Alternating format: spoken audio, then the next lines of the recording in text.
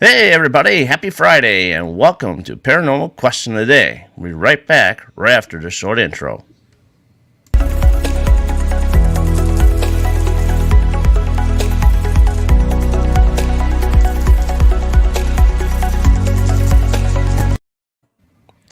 And we are back. So, how is everybody doing today on a fabulous Friday? We have Paranormal Exposures with us today and Ethan Kammerude, correct? If I said it wrong, please correct me. So, pretty much today we are going to be talking about the recap of the Waushara County Historical Museum that Paranormal Exposures were on last Saturday. So, who would like to start today? And for those of you that are new to the chat, I should say, have you guys, once people get into chat, sharing you out to my page. I'm what? I said I'm getting ready to share you out. We'll get some of our friends on. Okay. Anyhow, well, we are competing against the Gettysburg Bash today, so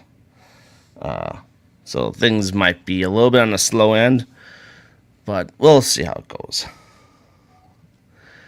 And so anyhow, well, let's do this. I'll have you guys state who you are. That way, for those who are new coming in, get to know who you are.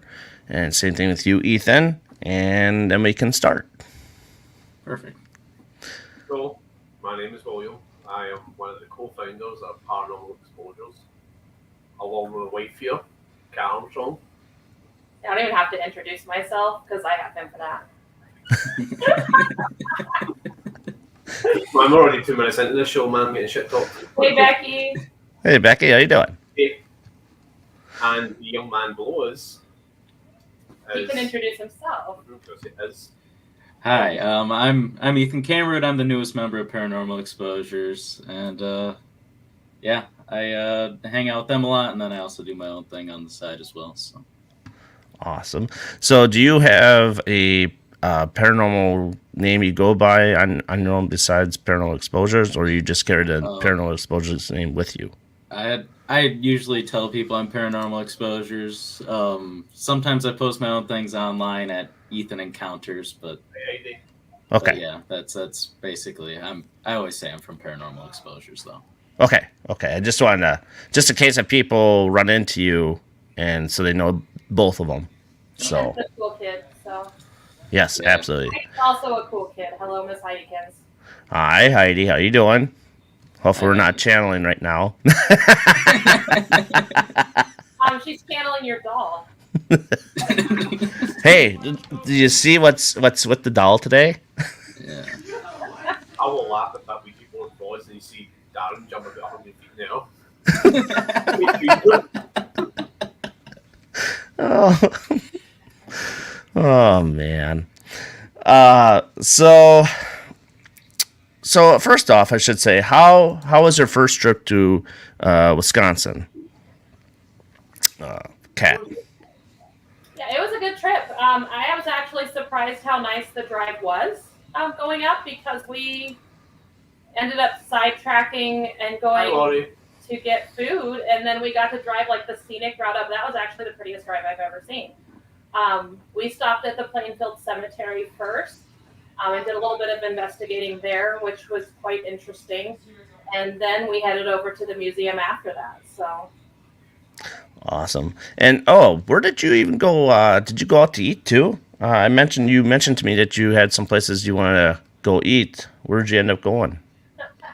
We ended up going to A&W because I've never been to one. Oh, okay. Our team laughed at me for it because I've literally never been to one. So Carl Bush. Yeah, Carla joked earlier in the day when we stopped for fast food that we could have hit the A&W, and I'm like, oh, maybe next time. And then we found one right in Waushara, and I'm like, well, it was meant to be. So yeah, next time you come up, now you gotta try the Milty Wilty. Yeah, you said that, but that sounds weird. Yeah. Lori, what is your thoughts on the Milty Wilty? That's the question. If she says yes, then I'll consider it. It sounds like a cheap chocolate bar you get at Dollar Tree. A Dollar Tree chocolate bar. Dollar Tree. I can't afford the real one, so just go out to Dollar Tree, That's because in Scotland they actually have a chocolate that's named a Curly Whirly. That's what I'm saying about. So that's why he's thinking Milty Wilty sounds the same, because Curly Whirly is actually a Scottish chocolate. Well, see, I'd never heard of it before either until we got up there. And then, well, actually, my kid was mentioning it because she has a friend that lives out there. And, you drive past it during the day, it doesn't look nothing too special. But when you drive past at night, it looks actually pretty nice. Okay, so Lori approves. We'll keep that in mind for next time. Yeah. Not that I don't trust you, Darren, but you've got like this creepy doll thing going on, and I just. Oh, what, that thing? I guess the first part was, even before we hit Waushara, was also the Plainfield Cemetery, which also people in Wisconsin also probably aware of, but anybody who's will know that Ed Gein is buried there. If anybody isn't, Ed Gein is also Ed Gein was a, would you say, prolific serial killer since he only killed 2 people? Yeah, he wouldn't be considered a serial killer because he wasn't convicted of enough, but he does get that status often. But he is only convicted of 2 murders, and then there was other possible murders that he was not convicted of. My cat is going to maybe jump on my head. He was mostly a grave digger. Right, and then when we were at the cemetery and actually looking up the grave sites, they are literally walking distance of like a few feet away from where he's buried. Literally, which is odd. The next row in front of him is one of the people he dug up. And then to the side of that is another one of the people he dug up. They're very close in position to where his mother was buried. And I think that might have been, part of maybe why those ones were. I don't know. But, it's just kind of very interesting. And we did not investigate the exhumed sites. I felt that was a little too disrespectful. Right. It is Mr. Mike. Hello, Mike. Hey, Mike. How you doing? Mike. Welcome. Mike's out camping today. So we didn't get to investigate the Gein family, and we were getting RTC box responses to that. So. And also, you think no far from where they're all buried is Bernice Warden's grave, Yeah, Bernice is just to the side of where we were at. She's buried also in the same cemetery. That was the last murder victim. Right, and that was in the warehouse, I believe, which is now a hardware shop now, I believe. No, actually, it was a Ace hardware shop, and now it's a storage place is what it is, I think. So, and for those of you who want to go out to the cemetery and thinking you're going to find a headstone of Ed Gein, you ain't going to find one. That is purposely being not placed there because it kept on getting vandalized and taken down and all that stuff broken up and whatnot. So I also noticed that, I guess. Somebody's taken chunks off of Augusta's stone. So if you look at Henry's and you look at the Fallon's headstones, they look pretty nice and even. Then you look at Augusta's, his cabin saying, you can see those marks been taken. You can see it from the sides. Mm-hmm. So. But word of advice: don't go into cemeteries and destroy property. I mean, It goes with the same with locations and stuff like that. That just makes it much more harder on us that want to go investigate places, and then these places shut down because they're getting too broken in. People are destroying shit. So just knock it off. So, other than that. Yeah, we got Michelle here. How you doing? Welcome to the program. That was our human pendulum at the schoolhouse. Oh, yes. Ah, very cool. Oh, now I know who to friend because I didn't get the name so that I could friend her, so I will do that. Yeah, we had the privilege of going out to the one-room schoolhouse before investigating the museum, being the first group that's been in there. And that was really curious. Ethan, your turn. Yeah, it was there was a couple energies going on there. There was some points where we had child energy, some male energies happening. We got some RTC things to happen. We did the human pendulum thing, which I'd never seen that before that time, but that was very interesting to watch. And, kind of one of the people that really hadn't done anything paranormal. They came up to me and were like, "What the heck are they doing?" I'm like, "I can't even tell you." But it was really cool to see, and once I knew what they were doing, it was pretty neat. But it was Hey, Melanie. I think there's a lot that could be investigated there at the school house, and there's definitely some potential for that little location that it is. But it looks really neat in there. They have a lot of old things in there, and a lot could be done there for sure. And the best thing is there's no electricity. It's all done by what generator. He's got a generator to it. Yeah. So Got a generator hooked up so that if they want power, they can, but otherwise there's not. So right, and that makes it easy for investigating too, because then you can just rule all that EMF out. Yep. Oh, for sure. Yeah. So, but other than that, what did you think of the town? It was cute. It was a cute little town. I don't know. First time I've been there. I'm Wisconsin native myself. Of course, I've always heard the story of Ed Gein, and then this place apparently held him. I really didn't go through the place and take the full tour because I kind of wanted to see what I had experienced for my first time being there. And yeah, definitely, I did like the area. It was your kind of typical small town Wisconsin kind of vibe, and that's what I've grown up in, so I definitely liked it a little bit. So Okay. And you, Kat and Will, how did you feel about the town? Once we had get done with the cemetery and we were driving up to Waushara, also we go through Plainfield itself, and I think after we get into the car, like 20 minutes in, I don't think we said a word because it was a very somber, heavy feeling, looking at Ed Gein's grave, driving through Plainfield, it's very quiet, the weather's overcast, has this kind of yucky feel. Yeah. It's in a different Mind frame after being at the cemetery. We had the happy-go-lucky, all laughs and joy drive up, and then we went to the cemetery, and like everybody was like, "Whoa, okay, now this is like actually serious stuff," and Right. like the energy was very different. And then we're driving in through Plainfield, and we're like, "Well, there's the hardware store right there, like right there." Mhm. And like we started talking about like, I wonder how much of this like hovers over the town of Plainfield, being that that's what it is. How many people only go there because of that? Yeah. And that kind of is a sad thing because it's a very cute little town otherwise. And like, I would hope that somebody would support them for lots of other reasons too. It was a very cute little town. Even the people are friendly. We had people from across the street from the museum, like shouting over and saying hi, and just that pleasant Midwest, nice. Midwest nice. So. Right. And that's always a nice thing when you go to a place like that instead of people trying to rush you away from a place. Because, with Plainfield, I've heard mixed reviews about where they really don't like it when you go there and investigate. Unless you talk to like probably City Hall or something like that to get permission. Other than that, I think they kind of shoo you away from Plainfield a lot. Right. So. Obvious reasons, But Waushara itself was a nice weekend. Right. But. And they was. Met a gentleman at the A&W that thought Ethan was an actual story worth sharing. That is a story worth sharing. Yeah, the guy at A&W, we were getting ready. We were just kind of wrapping up, and I hear this guy from far off to my left. He yells, "Are you a tried and true scout?" And I turn around and go, "Oh, yes, I am." And he continued to tell me about how the DNR had recently released some Sasquatches into the woods wearing diapers.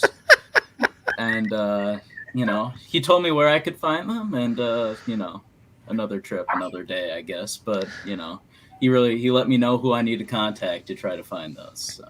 Well, at least he was resourceful. Yeah, that was a good conversation. I'm glad I could barely get out of that. Our younger investigator, Savannah, she had walked to go throw her stuff away. He's like, "Is that your scout leader?" And upon which I agreed. But yeah, I don't know why he thought that.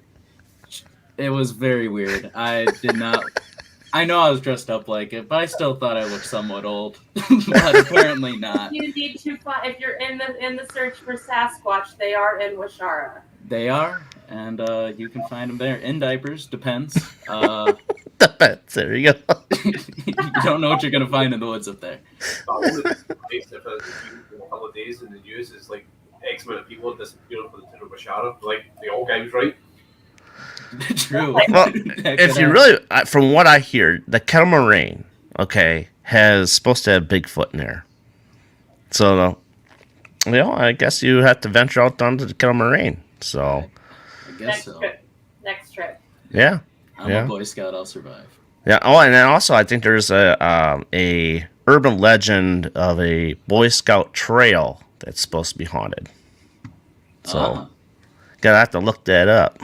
Gotcha. I did notice that you're wearing your hat. I did wear the hat from the outfit just to stay on brand, but Laura says, I live in the woods, I'll look for you. Let us know, Lori. They have diapers. Yeah. Give it a call. Ethan was a good scout. I'll agree with that. He was a good scout. A para scout. I was a good parascout. I'll give myself that. I was a trooper that You day. never know what that might trigger, though. Yeah, oddly enough, I did not get anything over any spirit box or anything like that even mentioned my outfit. Mm-hmm. I don't know. I was expecting at least something, but, I don't know. I didn't get anything. Right. I definitely had some weird attention where I even, I had something tap my camera, actually, after we asked it to make a tap inside of one of the jail cells. But, I mean, we did have some weird attention towards me a few times, but there was never anything outfit specific. Interesting. Yeah. So, okay, so let's dive into the investigation you guys got started at Waushara County. First impressions of the building and the land itself. Did you feel anything off the building and the land? Kat, you want to go with this one?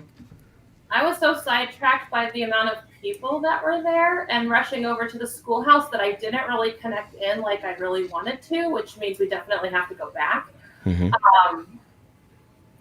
It was, the objects in the building, the display of everything. There was a lot of places where just walking through, you could feel energy off of objects in different places and different rooms. I didn't necessarily get to pinpoint which and where on some of them. Like there was a couple places in the basement where I was like, there's definitely something here residually connected to something. It was just kind of putting out this vibration.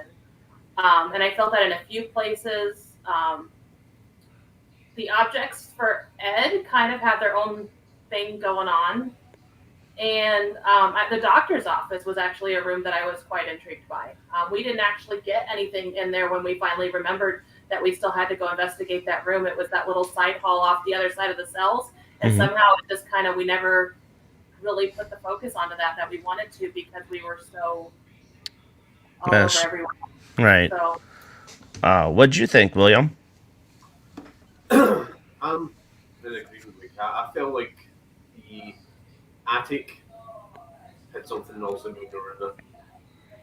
But it was just you kind of staying at the road enough, If that makes sense, it was easy enough and just enough to kind of get you go away, It was kind of one of the same things. The second flare with the German, the German guy up there, that had the same thing up there. I never went up there, not once. I was up there once. I did something with Ethan. It was me, Ethan, Carla. We did something up there. I think we had maybe one or two cat ball interactions, but other than that, it was kind of quiet. But it was in the later part of the night. Hey, Paula. The cell. Right. I mean, that's it's. See, I feel the same thing with the attic. I think there was a lot of energy up in that attic, but I'll give that what we went through up there later on. Ethan, what did you think about the jail? What William was saying and stuff. Yeah, I had some really interesting things happen in the upstairs part of the jail, specifically with my motion triggered music box. Had a whole story play out there. That was kind of my favorite spot because I got really good evidence there. found out that there was a murder that was held in, I cannot remember, oh, I know which cell, but there was a theme to each one of them. I can't remember what the theme was in that cell. Mm-hmm. But I found out that there was a murderer held there. He poisoned someone because they did something to their wife, whether it was his wife cheated with this other person or whatever it was. I didn't get that far into it. I never got those details, but I was able to make that much out, which is really cool to get that good of a story out of just throwing down a music box and hanging out in a cell for a little while. But it was a lot of fun. I really like there, and then how the one side of the building is kind of like that residency kind of vibe, and I really like the second floor of that other side of the building. We had a really good Estes up there. That was really interesting. It brought forth some different things, a lot of different energies all at the same time trying to come through. And one thing that it did specifically mention that I found interesting was it was talking about how guns in the cage were open. And Right. the gun cabinet for Ed Gein's guns and knife was open. So, I mean, it was aware by the spirits there. So those were kind of the two places that I had very interesting things happen that those were definitely my favorites for sure. Okay. And so now for all three here, with the jail cells upstairs being added by category of year and stuff like that, do you think that really plays into a lot of stuff that kind of helps with the energy flow into that area, or do you think that kind of leads stuff away to it and separated? Who would like to go with that first? I can't. I never went upstairs. I think I'll go with this one. I think it can add to it. I don't think it separates it, but I think it can add additional. Especially the people that were held in there. You think of that, and then you add in also they've got little displays in each cell. Things have been donated or were part of the jail, and I think if anything is attached to any of the items potentially, then that adds even extra. Mm-hmm. This kind of mix and match, but that's all right. I think Right. that's my personal opinion on that. Ethan? Yeah, it probably does add an energy. I believe my guy that I was talking to said he was either from the 1960s or earlier. That's when he passed away, or that's what he had said to me. And so, I mean, it could have definitely heightened the energy. Like I said, I didn't know the decade age of that room that I was in, but that could have been around his range, and that could have just been his preferred cell, or or maybe it was the cell he was actually held in. I can't remember, but it could definitely heighten things if they're surrounded by things they're familiar with. You know what I mean? Mm-hmm. So, Absolutely. for sure. So did you guys didn't venture into the piano room too much, did you? We saw the picture of the guy that looks like Darren. Now I've heard that, and you know what? Quite incidentally, Nate and Bro Talk was telling me about that too. It absolutely looks like you. So It's got the little goatee thing going on and the bald head. It's a Darren picture by the piano. I'll have to go take a look at that. Maybe I'll see it if I play back the video that when we were in there. So If not, Lori can send you a picture. I bet. yeah, she could do that too. It does absolutely have a very Darren-esque look. So That's kind of cool. So now, did you investigate in the basement, Kat and William, or did you, no, Ethan? I know that Heidi I did. and Ethan did. Yes, I did end up in the basement. We ended up doing a Nesta session in that like furnace room closet area, where apparently a younger gal had been held by a deputy or some kind of sick story. We got a couple residual things. One very dominant male, one kind of quiet female. We couldn't really get a whole lot to come through, just a couple hi hellos, and the man would not want us there. That was basically how it went. It wasn't anything too deep, or we didn't get much information out of it, but there was something there. I can say that much. So that's all that I did down there, though. That's the only thing that I ever ended up doing. Okay. And you said Heidi was down there with you, right? Yes. Okay. So if Heidi, if you're still in chat, you want to comment on that too? Try and get everybody involved. But other than that, I mean, like I said, I think it's a great place. I think the way how things went, you were saying it like how everything felt kind of rushed and chaotic and stuff. And me, I felt kind of a little bit different, but then I kind of just came in. So, Yeah, you jumped in and you did a. There's Heidi. It was spooky, very very specific. Okay. We went down to the basement later and did a walk through it. I did not feel like there was a whole lot to even put the gear down to investigate a whole bunch at that point. So I don't even remember what time it was. It was about 1:30. We were doing what else do we want to investigate before we head out kind of a thing. And it was like the whole building kind of went to sleep at that point. Like they had their fill. Things were just kind of quiet. We had somebody go up to the attic. We had some people do the second floor jail. We checked, the doctor's office. Like we split up in 4 pairs, and we separated through the building just to kind of get a last feel for what else was active. And the building was kind of quiet at that point. But we had quite a bit of stuff happen while we were there already. So that isn't the point by any means. It was just at that point it was time for us to head out. So we packed up and did that. She brings up a good point. I mean, sometimes when you have too many people in a smaller location, it can be interesting and sometimes conflicting. Definitely. And sometimes so when you go to Edinburgh, sorry, William. Well done, sir. And so when you do like a double or triple Estes, so you guys are more spread out evenly where it's not to be any contamination. So how difficult was it doing a double Estes, or did you do a triple as well? We did a double. It was me, Savannah, Kyle, and you. We were in the attic, and Savannah was under the headset, and Heidi, Ethan, and Carla. Patty was with us. They were downstairs on the second floor. They were like right outside. Yeah, right outside Darren's favorite room. We're planning to come back. Dolls. Hey, that was a very good, energetic room. We had a lot of good stuff out of that. And so when we, it was kind of slowly started, but then it really kind of picked up. So we can hear Ethan and Heidi and Carla in the background, and also we're doing the thing. The interesting thing, really cool for it was at one point Savannah said 2 names. She said Tim and she said Haley. So I'm thinking, is that maybe kids' names or is that, So I'm like, okay, I'll file that away for later. Maybe I'll come up somewhere else. What I didn't know was when you were doing a live downstairs and Savannah was sitting at Dean's cell. Yes. You shouted for somebody else to come along because she was feeling a bit uneasy. So I came along, sat in the cell with Savannah at Dean's cell. And when you go in and if you look at the inside of the cell, you see, it's also like people have put their names on there. There was a Tim named Tim up there. Carved into the wall of the cell was the name Tim.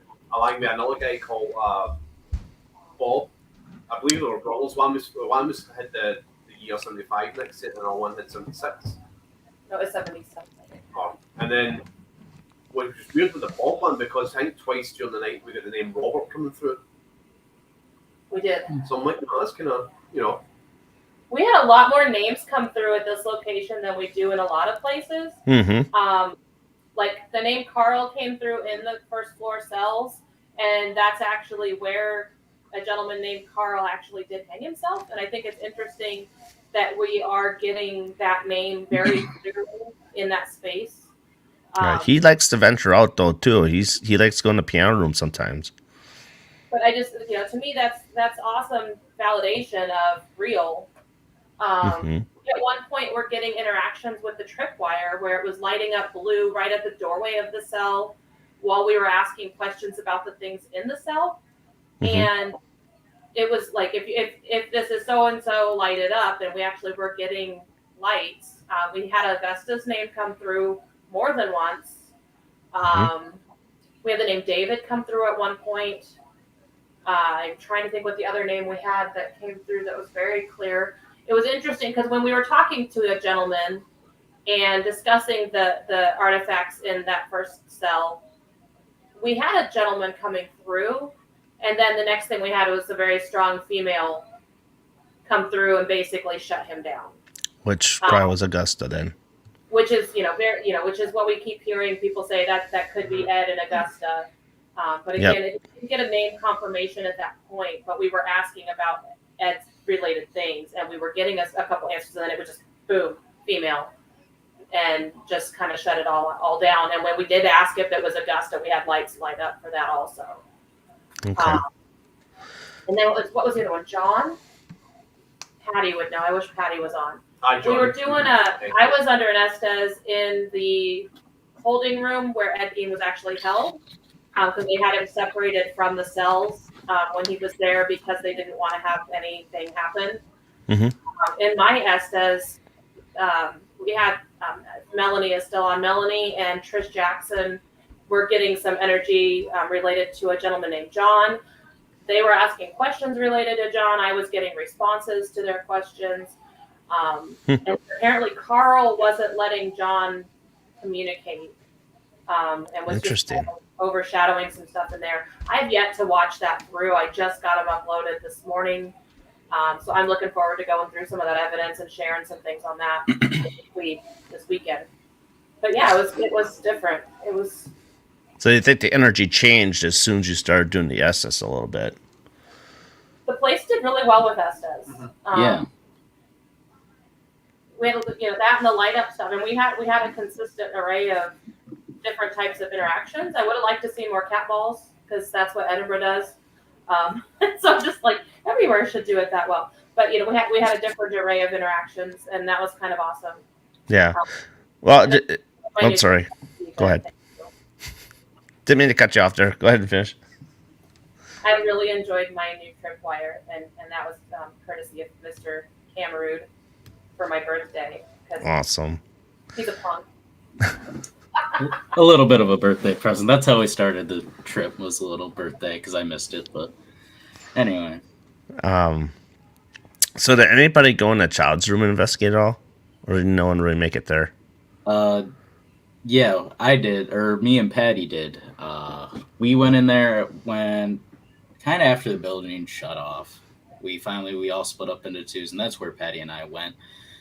We went in the child's room. We got a couple taps here and there. We got some audible noises, but we couldn't get any interaction with any of our devices. It was just, at that point, the building was kind of dead. I wish I would have done it earlier in the night. Mm-hmm. But the Estes that I ended up doing was right outside that door. So, we definitely got some overflow from there. But, actually focusing on that room, I never got a chance to do when it was still very active in the building. Okay. So that's one thing I would do if I did go back. In response to Michelle's question that's still on there, are you guys planning to come back? Yeah, we'll definitely do Waushara again. I don't know how soon. We kind of wrap up our season in November. We don't do a lot of winter investigation due to roads and snow and holidays and all of the fun things. It's cold. It's cold. But well, maybe they have heat now. I don't know. Lori, does that place have heat in the winter? it would depend on the roads driving up, though. We've got a 4.5 hour. Yeah, it's a hike, but it's a well worth it hike, I think. As long as we don't take the scenic route. Yeah. Kind of a zonk. Yeah. But thanks, Bill and Ron, for letting us crash at Broadhead Manor for a couple of hours. not in the jail, but apparently in the house. Oh. Yeah. Okay. Well, I'll just bring you jackets. Yeah. We've done cold. I'm not afraid of that. It's just the travel is. Yeah. Oh no, I know. Drive us up, I heard. So no big deal. See, when me and Marcia went into the child's room, it was about midnight, I want to say, when we went in there. And I think it's just, and here where it comes to play, where it's just two of us investigating. That's where we got a lot of play at and a lot of interaction at. And the reason is that we had no access to the attic because it was so hot that we just could not venture up that way. So, in smaller groups, yeah, maybe hit it early on and maybe you might catch something because we got a lot of stuff in there. It was very interesting. Just a side note there. I definitely like smaller groups there. Each time I was in a smaller group, for the most part, I was getting a lot of stuff going on. Yeah. And that's And that happens in a lot of places, though. You know. Oh, there you go, Valentine's gift. Valentine's is actually Will and I's anniversary. We got married on Valentine's Day. Yep. Oh wow. You don't see that too often. Yeah, everybody celebrates on what would be our day, but that's okay, I guess. Yeah. Because most of the stuff I see is like June or July or something like that. But June, I think, is the hot month. We were a fiance visa, so we had 90 days to get married, and his arrival date to America was December 21st. So we had to get married 90 days from December 21st, which the only Saturday that worked was Valentine's Day. And I'm like, really? Really? Yes, we did.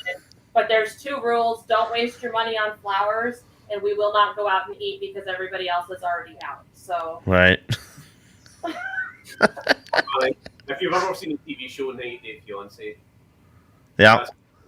But they just show you the dramatic rush in 90 days to get married and all that. Ours wasn't that dramatic. We already knew we were in love and getting married. So. It's a whole different thing, you know. That's funny. So let's see here. Tell us about your attic experience, Darren. So our attic experience was very, very interesting. I do have a digital voice recorder with me, but unfortunately we tested out before the show, and it's just kind of hard to hear what they're saying. So it's kind of like you got to be in person to hear it with ANC headphones on. But for the first 20 minutes, it was kind of quiet. And we just kind of started, talking, trying to interact as much as who we could interact, because we know about the children that like to be up there. We know about the sheriff that likes to come up and shut down the children a lot. And so, we were just asking all sorts of questions. And then next thing you know, I was about maybe 18 and a half minutes in. I don't have my notes on me right now, but all of a sudden we started hearing like little taps here and there. Things started to ramp up. And to note this, we had my digital voice recorder, and then I had a tape cassette recorder over by my wife, which that was actually the first time I've ever used that in an investigation. So I just wanted to see what the difference was between the two and how well it would work. And obviously the digital is a lot cleaner. So if you're going to go to the tape route way, try and find something that's more cleaner, because it's pretty muffled, pretty bad. So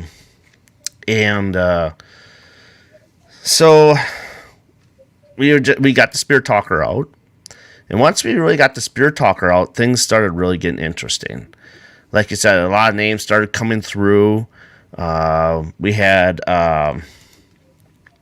let's see. 2 taps means it's safe to come out. That's fun. Yeah. I didn't know that. And it's so we got the name Vincent that came through. And the first time we investigated, we got Vincent that came through as well. And he interacted with us in the child's room. And so he's kind of more like a prankster type deal. And just, he likes to mess with you a little bit. And so after we got through saying, hey, Vincent, we got to remember you. And, from the last time, you're kind of a prankster. And then a thing comes through and says, I didn't mean to scare you, which is very interesting, how that all correlated with that. So then he's like, okay, so we kind of, I'm not sure if you're the sheriff or whatnot. So we want, can you give us confirmation as you're saying that you're the sheriff? And right after I asked for confirmation about, are you the sheriff? I get a very Class C EVP saying, yeah. So, and that's one of those things, Class C is where you got to really listen to it in like a real quiet environment so you can hear it, because it's so faint, but it's there. So, let's see. Marsha found the cat ball. She ended up kicking. And Lori did scare the crap out of her when she said hi in the camera. And so, and then we let the EM pump run. I didn't turn it off, so it got kind of noisy.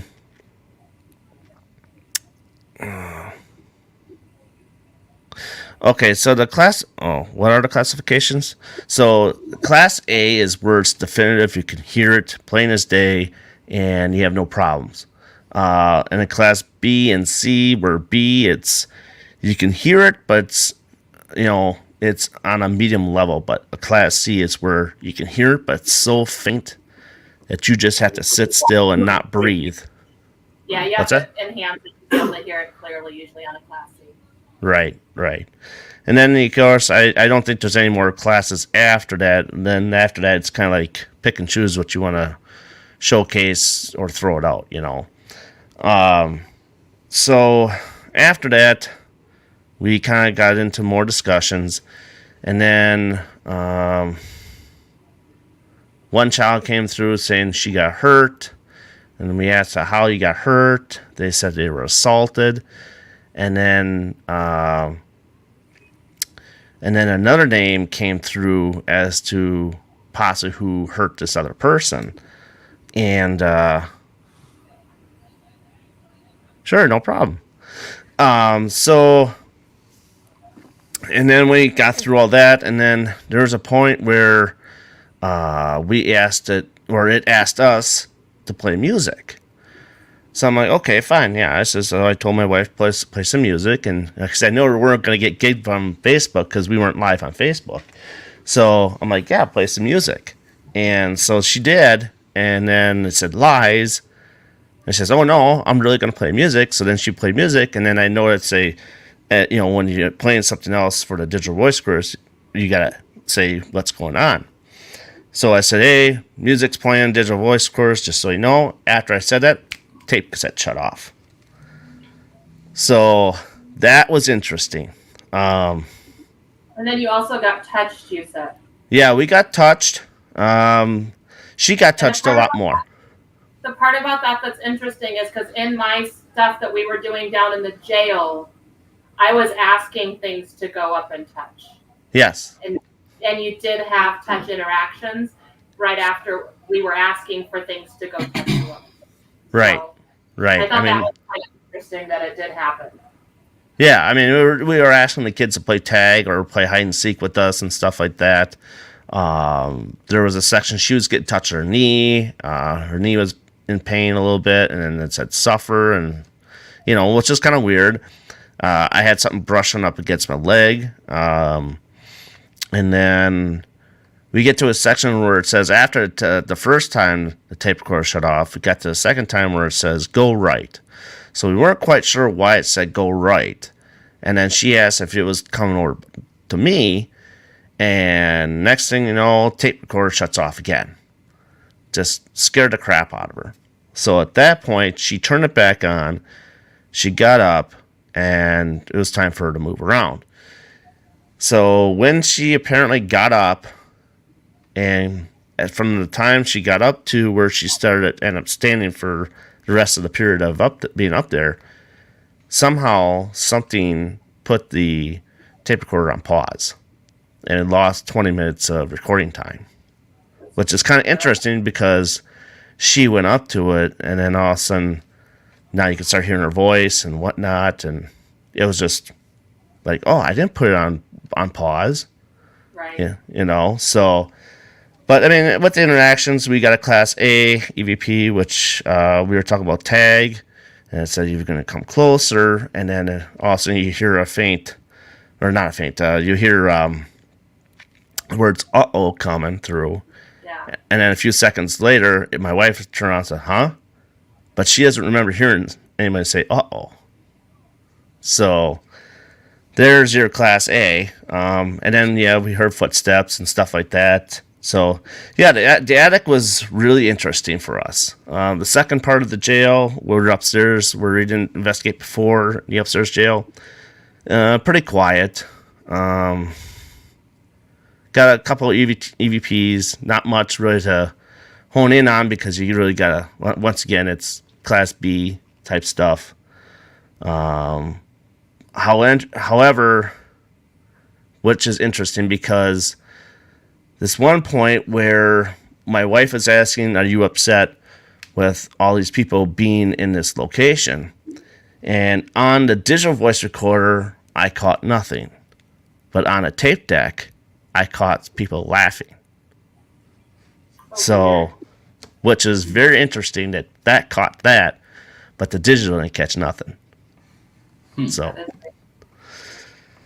but that's pretty much far as what we got for what we investigated, because we weren't there very long, but other than that, that's how it went for us. I think what else we had that was exciting. We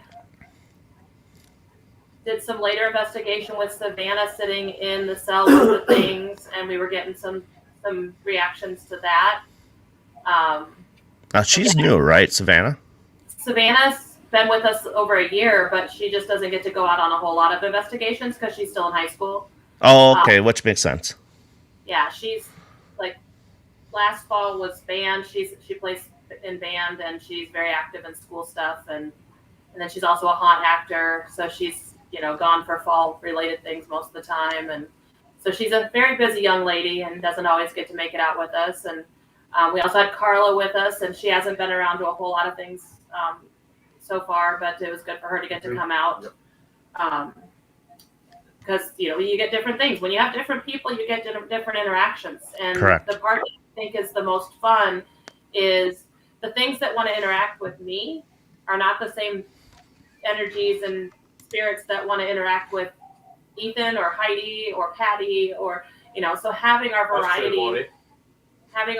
of team and the people that we have gives us a real good opportunity to have a lot of different types of interaction. We have a balance of young and old, and Heidi says it best. She's got her little young and old, and male, female, and we've got intuitive and non-intuitive, and we balance out really well, and it's kind of awesome when we get out and investigate. So Right. And so, and I think we discussed this earlier on about there's something about with Heidi wearing a dress. So for every investigation she goes to, what's the reason why she wears a dress for every investigation she goes to? Was there interaction? She likes to wear a dress. That's kind of her thing. But we've actually also had interactions. Right. I knew there's something else behind it, so that's why I was asking. I asked her that a year ago. It was August a year ago, and we were heading to Villisca, and I kind of was like, "Hey, Heidi, would you be willing to wear something more period to what they would recognize when we go to Villisca? Because I think it might help with potentially interacting with all the girls and the mom, and being more in tune with what they would see, just to see if it does make a difference." And she's wears a dress all the time for everything most of the time anyways, so it's just Heidi. Right. But yeah, I think it's interesting. We've had interactions at Edinburgh Manor where literally there's spirits that are like, I like her dress. And it's like, okay, well, I'm not going to get that interaction because I'm not wearing it. And Ethan's yet to wear a dress on investigation. I have yet to do that. Yes. Oh, boy. Oh, Jesus. I do not have any plans to wear a dress. I think the Paris Scout was my only costume. Well, that's all right. But I just kind of knew that there was something else behind. So it wasn't. It's not a dig at you for wearing dresses. It doesn't bother me at all. But I knew there was something else. There was another reason behind it. So. Yeah, I think it helps to boost interactions. So, hello to Sophia. Hi. Thanks for joining us today. Glad to have you in the first time. What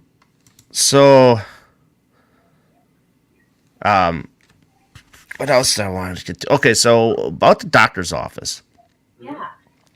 So that's kind of a unique spot because there you have a embalming table, and then you also have the embalming equipment that goes along with it. But other than that, there's a skull in there, and then there's another piece of equipment that was used, I think, on Ed Gein's farm. I want to say.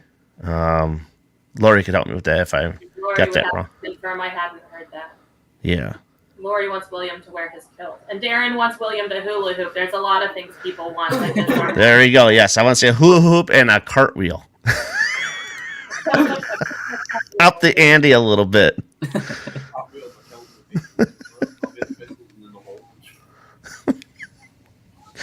Oh man, I could never do a cartwheel. Sure. My name is William. One of the co-founders of Paranormal Exposures. This is. Yeah, I'm Kat. Also one of the co-founders of our team. I'm Ethan. I'm one of just the members of Paranormal Exposures. And I'm Darren. I'm part of Midwest Ghost Seekers that likes to investigate with these guys. And then we have Heidi in chat that's also part of the group as well. So if you want to say hi to Heidi. So like I said, now with the doctor's office and all that stuff, I think that's pretty interesting to have those items in the office still and able to try and work with that stuff. How did you feel about that? I mean, did you feel anything coming off of the embalming table and the equipment that goes along with it? Or did you feel more so of other stuff that's in the room? We didn't really deeply dive into the embalming equipment.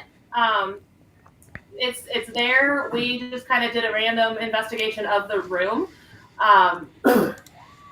I definitely wanted nothing to do with touching the skull. I felt like that was disrespectful.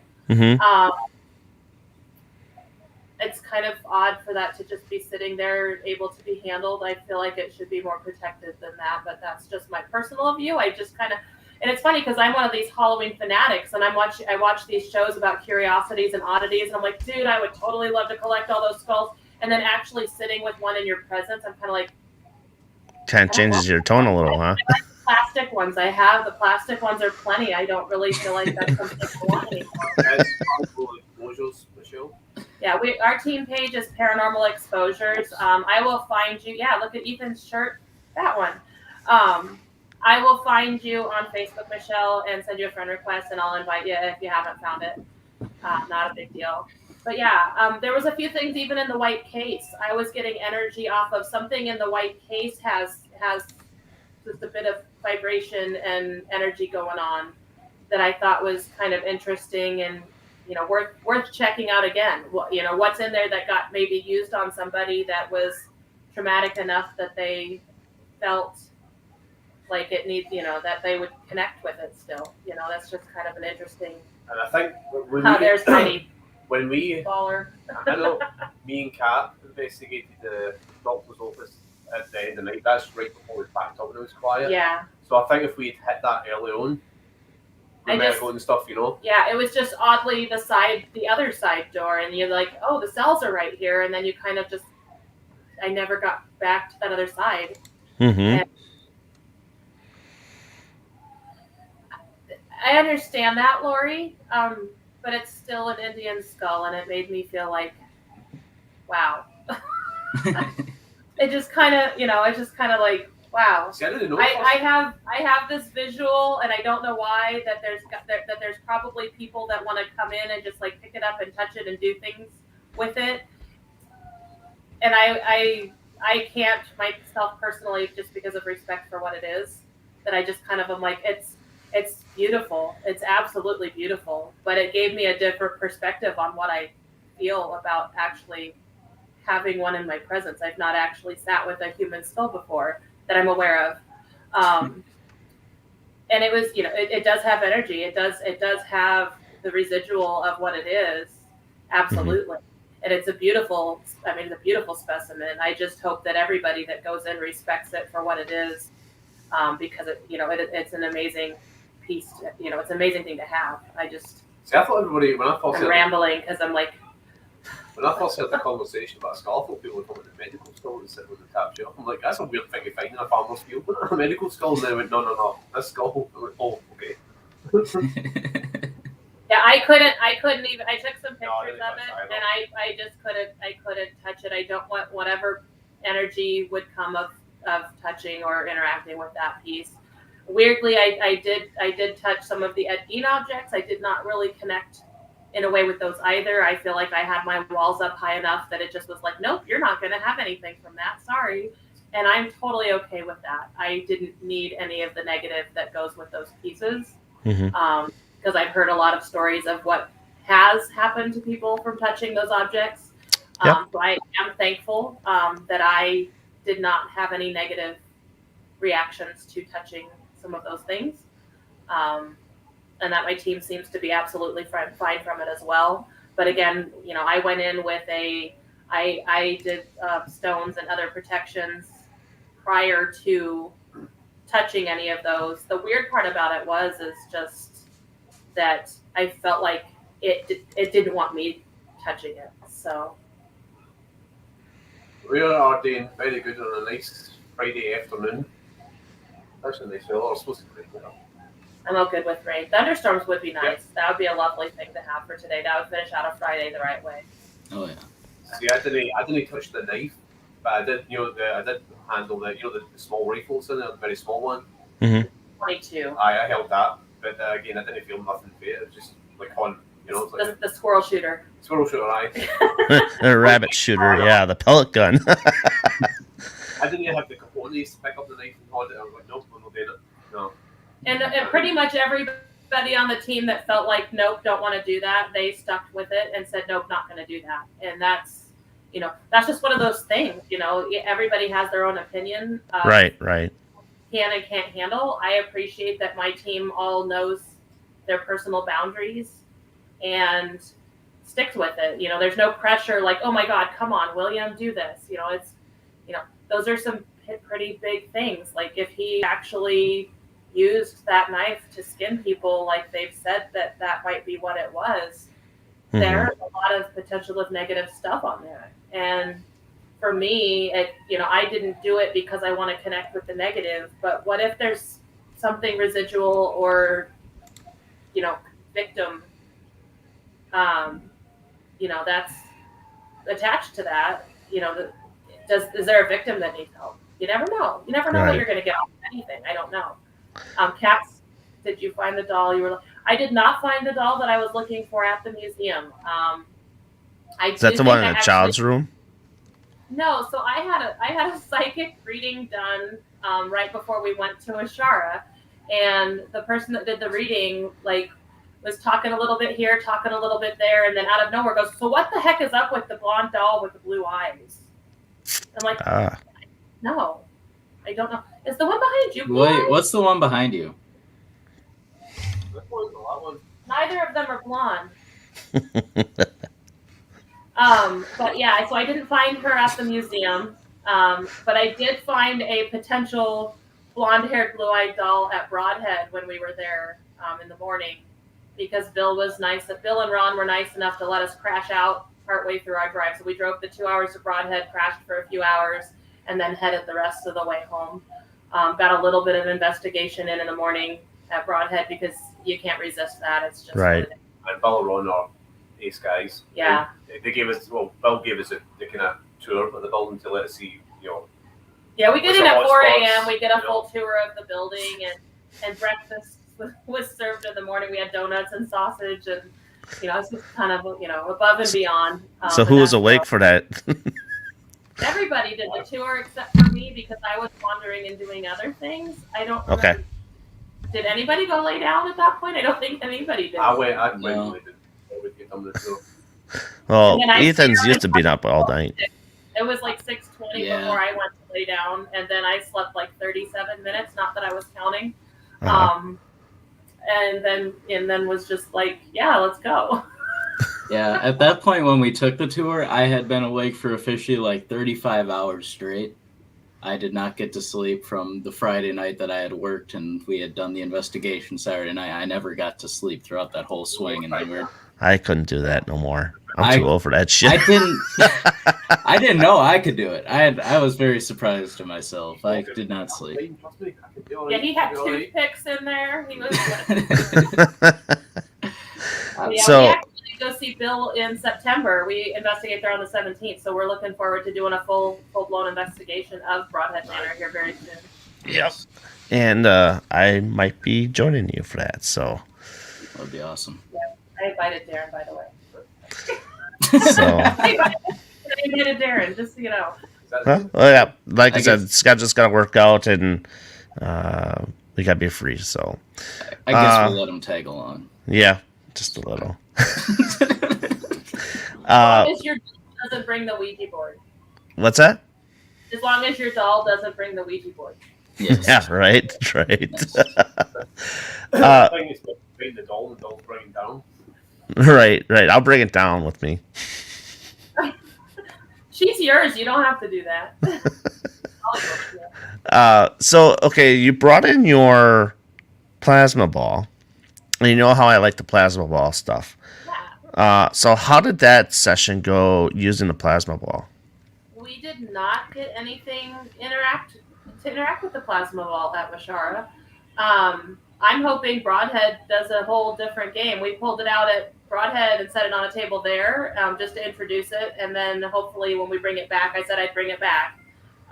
So we're going to play that game like, hey, I'm going to bring this back next time, and maybe some of the kids there will interact with it. So Do you feel like it changed the energy in the room a little bit, or not really? I don't think that mine is high powered enough to do that. Like yours is a plug-in and mine is battery powered. I'm looking for the actual interaction with the little lights, and you're looking for the energy of the room also. And mine's not that heavy duty like yours is. We had it in the attic. So bring yours along. We need to investigate yours. We had it. Oh, absolutely. When we were doing the SS, or when Savannah was doing the SS session, and we had it on, and I explained to others up there how it works, and gave them a little demonstration, and then let it do the same thing. But there was nothing. Yeah, I we could didn't see have on anything it in the attic react with it. So, but next Yeah, time. she got touched beforehand, didn't she? Like a burn on her, not a burn, but like her ear got hot. Her ear. She had a scratch, and like her ear was burning from early on when we did the first walkthrough. Her and I were upstairs, and the interesting part of it was her and I were upstairs, and Patty was actually outside talking with Lori, Mhm. and her ear popped, and she's like, "Oh, something's up with Kat. I got to go figure out where Kat's at." And it wasn't me that had the reaction, but it was Savannah, and it was the same ear that Savannah was having issues with. That Patty had a weird Wow, taste up, and it was. that's And- crazy. but That's crazy. That's Patty. And I think didn't they also? I believe there was a bat in the building, wasn't there? There was, but we never saw it again. Yeah, we never saw it again. We saw it when we were outside, and then it was like flying around, and it flew and hit somewhere, and we never saw it again. Yeah, because I remember when Lori sent me that video. Something Was- flew through. Yeah, now was that was Monday, wasn't it, or Tuesday? Oh God, I don't remember now. I think it was Monday morning. She sent the video where the camera actually physically was like picked up and turned. You heard a noise, Hear the and then you noise. saw this thing fly right through. Yeah. At first, I thought maybe, well, this could be an orb. But then I blew up because I can blow up the video on my phone, and you can definitely can tell it's an animal, and it just, phew. That could be the bat. Yeah, I think it was the bat that flew. But I don't know if it was the bat that hit something or knocked something, but the fact that the camera actually picked up, turned, and then you heard the noise, as if Yeah, and I it didn't asked want to her, be like, caught on camera. camera, because the camera moved. Like, is it? And she's like, no, it's. I'm like, oh, that's a big deal. Yeah, because that camera does not physically move. You have to move it yourself. Yeah, that's So- wild. But I already mentioned to Lori that I'm gonna get her another camera that that moves, that she can physically move it, and then it goes up and it goes down. It's called the Wisecam Pan 2. So that one I'll be getting to her shortly. But The Carabeagle. yeah, I mean it's. Beagles. But I mean that's that. I think sometimes having those cameras that she has Yeah. makes a big difference when you're not there and something Right. happens. That is remarkable that they can come up with something like that. But it just needs to be the thing, though, isn't it? I mean, every place like that seems to act up when it's unintended, Mm-hmm. Absolutely. Caught. Right. I mean, like I said, that's the first time I've ever seen a camera picked up and move like that. So, Yeah. Pretty cool. So overall, how did you feel about the investigation from start to finish? And how did the building feel? Okay, so when you came in, it was chaotic. A lot of people were there, a lot of things going on. So when you left, how did the building feel after you left? It was quiet. It was very quiet. Quiet. Yeah. I think you also, between everybody coming in, and then also to the end of the night, also I think everyone had its fouls. Like, we're done here, guys. We're just going to chill for a couple of hours, so you guys are on your own. And that's fine, that's totally fine. That's we've had that at Evermanor, we've had it at other places where you're getting a lot of activity and then poof, everyone just goes flatline, Yeah. You're like, okay, I guess we're done then, and that's The building knows when it's ready to rest, and that was just that moment. It was like, yeah, we've had a lot. We're gonna rest now and done. And we've even very heavy hitter locations like Edinburgh do that too. Hey, give us a break. We're out, and it happens. And it's just part of investigating. That's it. Sometimes it happens in the middle, and then you're like, oh, this is kind of quiet, and then all of a sudden things change, and you're like, whoa, wait a second. Yeah, things start ramping up, and in all honesty, I kind of wonder. Okay, so the camera that she sent happened at 2 a.m. So I'm kind of curious. Would we left shortly before 2 a.m. But that would have been a different day, or is that the same day? No, that was a different day. Yeah. So I'm wondering if they would be open to like extend an hour of investigating time, just to see if there's something else that changes. You know what I mean? I think Lori just wants to be there like 24/7, always on investigation mode. I'm just checking to see if she's still in chat. Yeah, I'm sure she still is. I know. And the thing is too is I kind of what I want to do, and she has always mentioned like, oh well, you don't want to have me along for investigations because when I'm in, they go quiet because I'm there all the time. I want to bring her along and have her investigate with us, and I think that with her energy there, still I think things can still come good out of it though. Like, so that's Jessica. We investigate at Boone County Historical Society, and one of their people that is actually the one that organizes the investigations scheduling. She came into our first investigation with the plan of, I sit downstairs in the basement just as a supervisor of somebody being on site because you're here, and they're basically just chaperoning us investigating.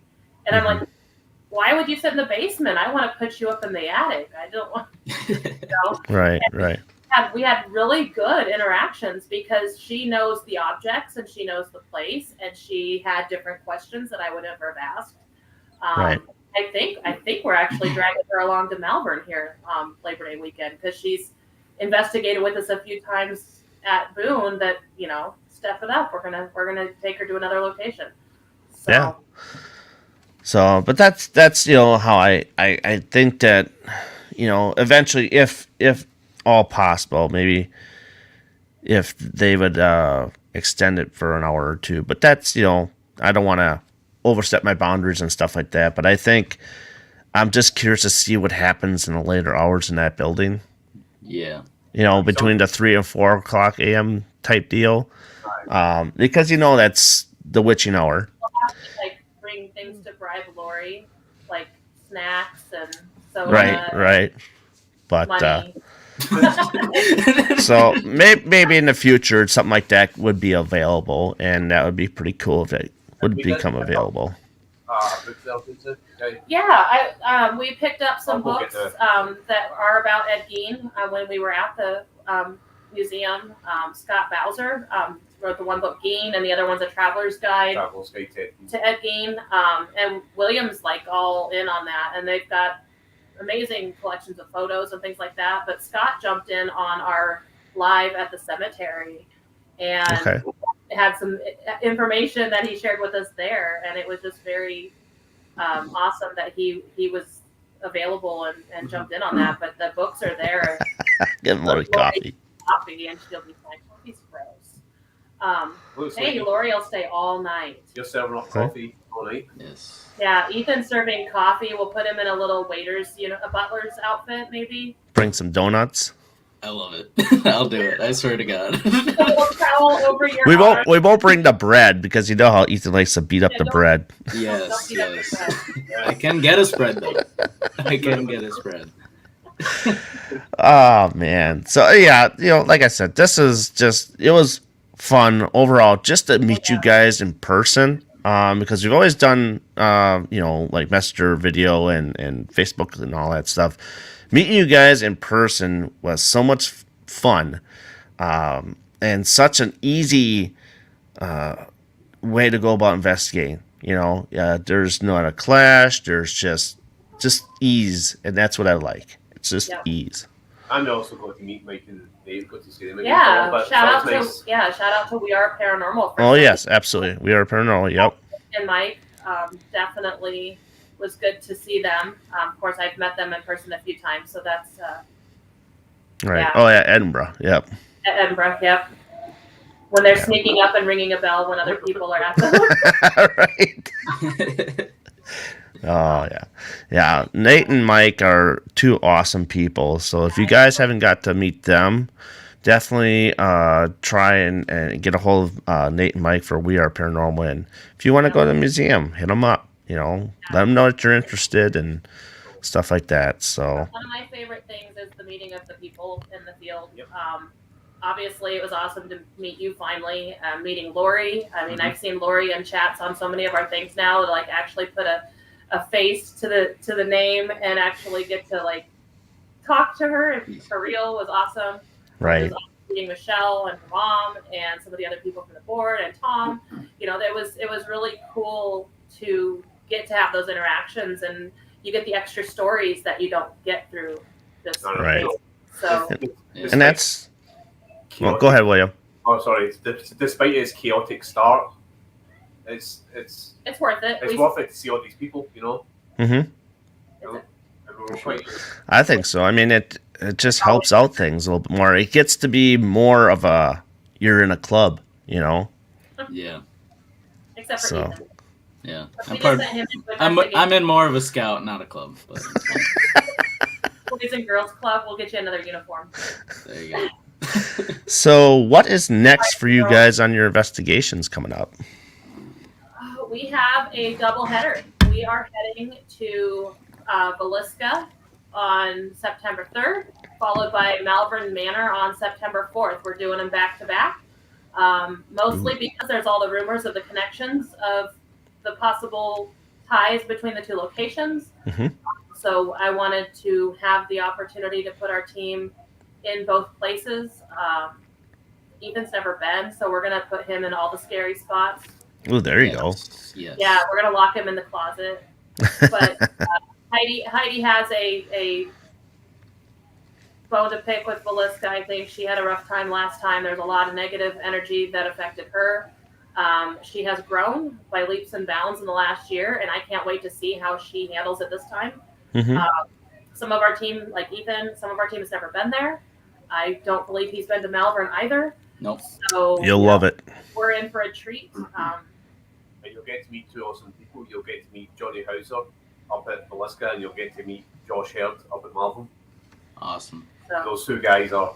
and then there's potential of us having a couple visitors to Malvern.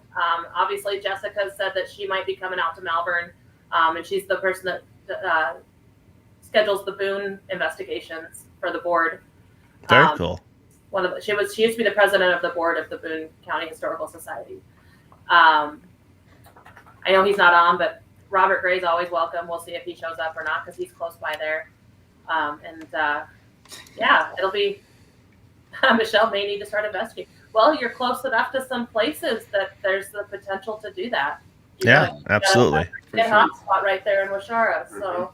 Yeah, I mean, if I go up there soon enough, I'm actually, believe it or not, I'm talking to Robert Gray and Thomas Hunsker to come on up and investigate the museum. So once things get finalized for that, Michelle, if you want to pop on in, sure. Absolutely. And Heidi, Yeah, Malvern was fun. Malvern never disappoints. We had a very interesting experience at Malvern where in Rebecca's room, which is the lady that pulled her hair out and everything from all of the distress and upset from her husband dropping her off and her feeling like she wasn't beautiful and all of the horrible things that she felt. Heidi had a direct connection in and just absolute tears and upset from that. I can believe that because I've seen a lot of things happen with people at that place. But yeah, so there's just so much growth in the last year for our team that it's going to be a completely different experience. Malvern was our first investigation as the new team. I think Malvern was when we've been together for almost a year now as Paranormal Exposures, coming off of another team, and Malvern was our first big one after that restart, we'll call it. Mm-hmm. And it's just we mesh so well. We have so much going for us that it just works so well. Yeah, we are paranormal. Yay! Yep. So that's absolutely get a hold of Mike and Nate. So once I get things figured out, I'll get things going. If not, I think me and my wife would certainly go back up to investigate again. So I'm more than welcome to join us there too. So with this everything going on, you guys, we all got to go up there and do that again. I think that was fantastic. Maybe do the schoolhouse and then jump right back into the building, or vice versa. How it would go. Are there other locations in Waushara? As far as I know, it's just that place in the schoolhouse. Lori's got some homework to do. Yep. And like I said before about Plainview, that I don't know if we're allowed to. I think that might be a little bit more hard for people to relive that again. Mm-hmm. So that's just one of those things that I probably end up leaving alone. I'm not gonna do anything Plainfield. No. I'm talking Waushara. So Yeah. It's a sad thing for Plainfield because it's that one thing that pretty much is going to foliate for its entirety, Mm-hmm. You think people go to Plainfield just to see a small town, meet the people, check out the local diner that's supposed to serve good food, and it's the kind of things that's supposed to be a part of that small town, and unfortunately it's overshadowed by what happened, Right. UB, and that's a sad thing. I mean, I know there's a show that there's a couple people, highly recognized people that went to there and did a whole show and stuff like that. And I don't know. To me, that was just. Well, I say the drive through in itself was hard. It was, kind of, looking about and you're like, oh, well, this is Plainfield, but nah, unfortunately it's overshadowed by what transpired. Right. So, other than that, I think this was a hell of a show, a good wrap-up of a recap of what you guys have caught and, experiences and stuff like that. So, just to let the people know, how can they get a hold of you guys and, and all that fun jazz? we are all over. We have everything can be found with at Paranormal Exposures. We are on Facebook, we are on TikTok, we are on Instagram, all under the same link at Paranormal Exposures. I sort of have a Twitter, but Twitter's just not fun. No, it's not. It's there. We shared some things because we You do know have a Paula. connection there with Thanks for watching, Paula. with Kendra, that the people with Haunted Magazine have posted quite a few things at Kendra. So I'm on Twitter for that reason, mostly as the only reason. And then there's Mr. Ethan, and you're at what? I'm at Ethan Encounters on TikTok, YouTube, and Instagram. Thank you, Heidi. Yes, There you go. Those are the three places you can find. It's basically just things I either find on my own or just personal experiences I have when on team investigations. But yeah. Yeah. And that's just it. I mean, getting to know a lot of people and, It's just one of those things. The paranormal is a never-ending learning process with new gadgets, new people, new experiences, and a new way of going about things. And that's why I always keep doing it. So you're always going to learn the paranormal field. There's always something new to learn. mm-hmm. And I don't think there is any experts in the field. We're always Right. constantly learning. For every one question you get an answer to, there's another 3 that pop up through that answer. So Yeah, I think it's just always going to be a learning curve. for sure. Yeah, I agree. Totally agree. So I think we have reached. I don't know if I can get my phone to play. It is 4:20. Okay, so 4:20. So we've been on for quite a while, guys, and There you go. That's cool. it's good. It's good though. It's good business. Good business. We'll have to see, Lori, because that's a long drive for Kendra. So we'll just Yeah. have to see. We are trying to work with her on locations that are close enough to home and safe enough for her to be at. Edinburgh was interesting enough. I'm not sure I'm ready for her to have encounters with Gein property. So that would be a locked case night if we did it. Yeah. Yeah. We're going to see if we can get her to something. I know she's going to come. I have tours that I'm doing August 27th at Edinburgh Manor. And we're going to see if we can get her out to do another day tour just to get her back into Edinburgh again and then go from there. But she's got a lot of learning to do. She is only 13. So we kind of keep her in a bubble and keep her protected because there's just a lot that can happen with a young mind. So. Absolutely. Well, like I said, it's been a great show. And for more shows like this, you can join us on the Paranormal Brew and the BB3 TV networks. And also, if you get time, join me at the same show at the same time on the MGS Paranormal YouTube channel. If you do not have Facebook, that would be greatly appreciated. So, now I bought my mic here. The doll did it. We got Kat and Will, and we have Ethan, and I'm Darren. So with that, I bid you all adieu, and I will see you Monday. So long, everybody. Adios.